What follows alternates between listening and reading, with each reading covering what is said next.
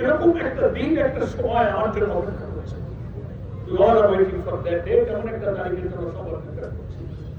যখন মৃতদেহের কাছে আমরা দাঁড়াই, চেহারা দিকে দাঁড়াই, কবরটা যখন সামনে আসে, তাকে যখন আমরা কবরে নামাই, একটা লাশ, একটা মৃতদেহ দেখলে চেহারা দিকে কিছুক্ষণ তাকিয়ে তাকিয়ে মনে হয় যে এরকম একদিন আমাকেও এই পরিণতি বরণ করতে হবে।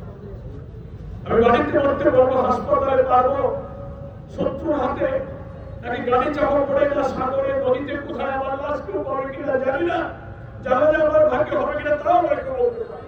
আমাদের মতো মানুষের পক্ষে এত অসাধারণ গুণ একটা ব্যক্তিত্বের মধ্যে লালন করা, ধারণ করা খুব কঠিন ব্যাপার, কিন্তু বর্তমানে সেটা ধারণ করেছে। ইসলামী আন্দোলনের চরম প্রতিকূলতার মধ্য দিয়ে অনেক ঝড় ঝাপটা, মামলা, শাহাদাত, খুন, খারাপি, ফাঁসির কত মঞ্জিল পার হয়েছে, কিন্তু তিনি কিন্তু কখনো বিচলিত হন।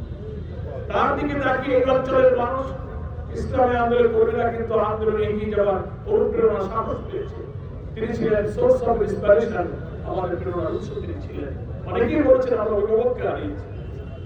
আমি আল্লাহ তাআলার কাছে দোয়া করি যে আল্লাহ, এত মানুষের সাক্ষী, এত মানুষের সুধারণা যার প্রতি, তুমিও তার প্রতি আল্লাহ তোমার রহমত বর্ষণ করে তাকে ক্ষমা করে দাও।